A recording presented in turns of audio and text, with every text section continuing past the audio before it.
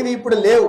అయితే డాక్టర్లను ఎందుకు అభినందిస్తున్నానంటే ఈ మారుమూల ప్రాంతంలో ఎవరైనా సరే డాక్టర్గా వచ్చిన వాళ్ళు వాళ్ళ పిల్లలకు మనమందరం అనుకున్నట్టుగానే వాళ్ళ పిల్లలకు కూడా మంచి చదువు చెప్పించాలని చూస్తారు, కనీస సౌకర్యాలు కల్పించాలని చూస్తారు.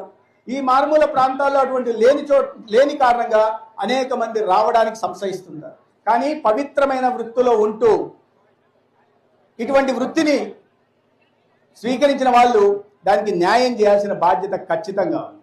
ఆ రకంగా వాళ్ళు చేస్తున్నారు. అందుకని నేను ప్రత్యేకంగా వారిని అభినందిస్తున్నాను. మనలాగే వారి కుటుంబాలు ఉన్నాయి, మనలాగే వాళ్ళకి పిల్లలు ఉన్నారు, వాళ్ళ పిల్లలకు మంచి చదివించాలనుకుంటారు. ఇట్లా లేని పరిస్థితుల్లో కూడా వారు పనిచేస్తున్నారు. మనం ఒకటే కేవలం ఈ డాక్టర్ లేరు, వాళ్ళు రావట్లేదు, సమయానికి రావట్లేదా చెప్పండి, కంప్లైంట్ చేయండి, వారి మీద చర్యలు తీసుకుందాం.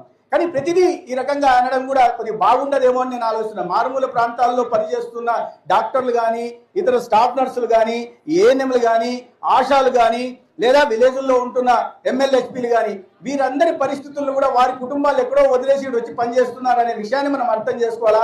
వారి వృత్తి ధర్మం పాటించేలాగా చేయాలి. కానీ అదే సమయంలో వారి పట్ల కాస్త సానుకూల దృక్పథంతో ప్రజలు కూడా మెలగాల్సిన అవసరం ఉందని నేను చెప్తున్నాను.